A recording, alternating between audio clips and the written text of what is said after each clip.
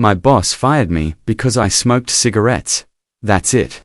Not because I was lazy, not because I didn't do my job, just because she didn't like smokers. 6 months later, she was unemployed, publicly humiliated, and her department had blown 10 times its budget. And me. I was sipping a mojito in Bali with a fat check in my bank account. If you've ever been underestimated, mistreated, or fired for something petty, this story's going to hit different. Hit that like button, subscribe, and get ready for a revenge story where karma doesn't knock, it breaks down the door. The setup. A dream job turns into a nightmare. In the early 2010s, before content creators were even a thing, I landed what I thought was my dream job, producing videos for a university that wanted to dip its toes into YouTube branding. The pay. Pretty dismal, $2,200 a month. But I didn't care. I was hungry. To prove myself, I saw it as a foot in the door, a platform to showcase my skills. The tech was dated, the budget was bare bones, and I had to bring my own gear. But hey, who hasn't struggled at the start? Then came day 2.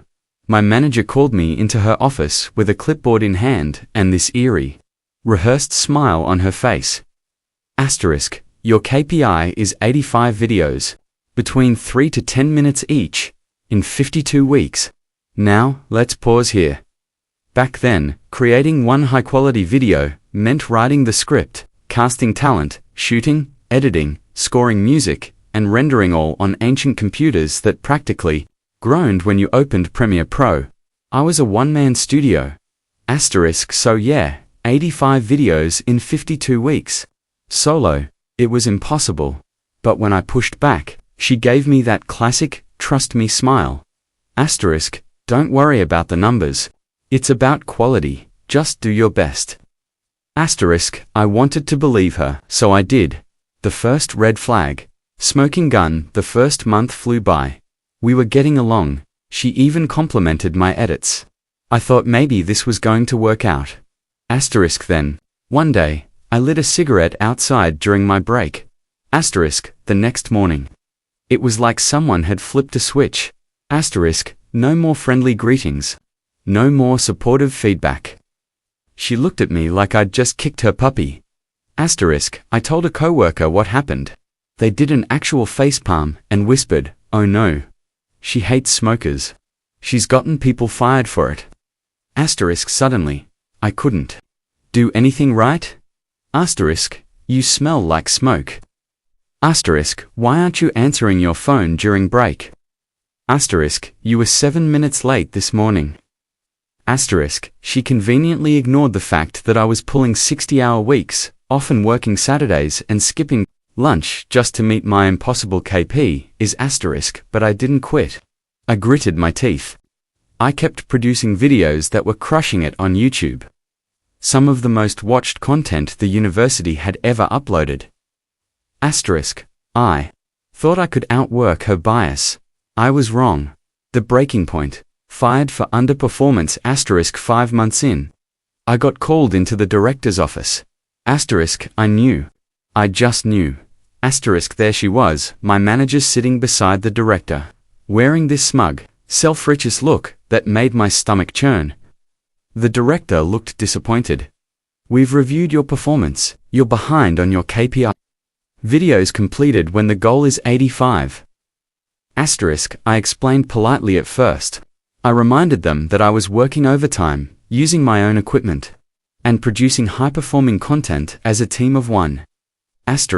And she told me quality over quantity. But before I could finish, my manager snorted. "We'll find a professional production house to finish the job." The director nodded. "You've done what you could. Manager will take over from here." That's when something clicked. They wanted to replace me with a professional team. Fine. I knew they'd have to use my internal database to find one because, guess who managed it? Me. The plan, if I'm going down, you're coming with me, before leaving. I went into our production house database, the very one I had spent months curating, and scrambled it. Changed contact numbers, misspelled emails, deleted directories, except for one listing, Asterisk, a small up-and-coming production company, where a friend of mine had just landed a role as a junior director. Asterisk, I gave him a call. Asterisk, you want 6 months worth of steady work. High 6 figures. I've got a plan, and we both win. Asterisk, I walked him through everything, the manager, the KPI, the style they loved, and exactly how to pitch it.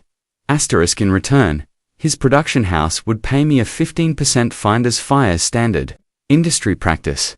The execution, outsmarting the system 2 days later. They got the call. My friend's production team walked in, perfectly prepared. They nailed the pitch. They spoke the university's language, quoted the right themes, showed a demo reel that mirrored the style I'd established. Asterisk, the director, and my ex-manager, flawed, it's like they already know what we want. Asterisk, of course they did. Because I told them. They signed a contract on the spot. And just like that, my friend's team was handed the 6-figure project that I was too slow to finish. Asterisk, the payoff, cashing in. And karma strikes asterisk over the next 4 months.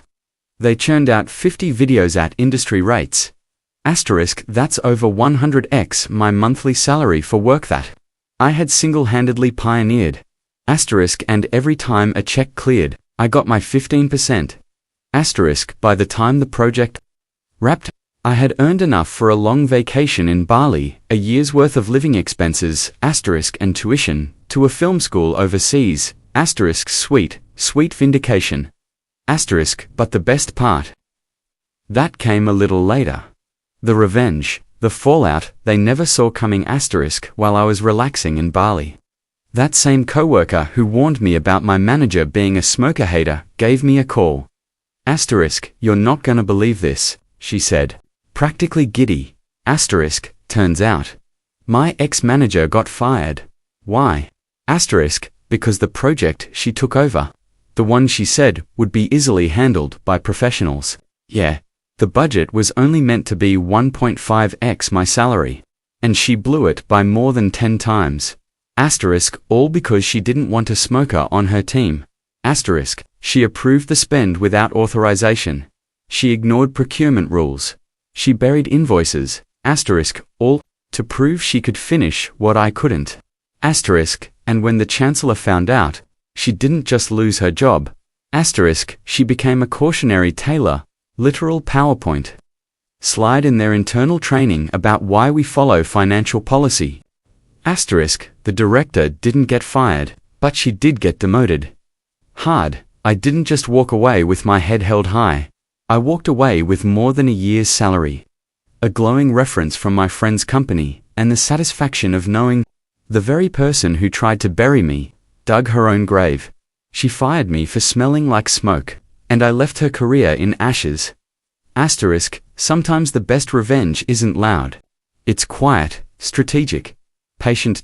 Asterisk, the kind that leaves people wondering how the tables turned so fast, while you sip a drink on a beach and smile to yourself. Asterisk, if this story gave you chills, smash that like button and drop a comment telling us, what would you have done in my shoes? Asterisk, and if you love revenge stories where karma comes in like a wrecking ball, hit that subscribe button. We've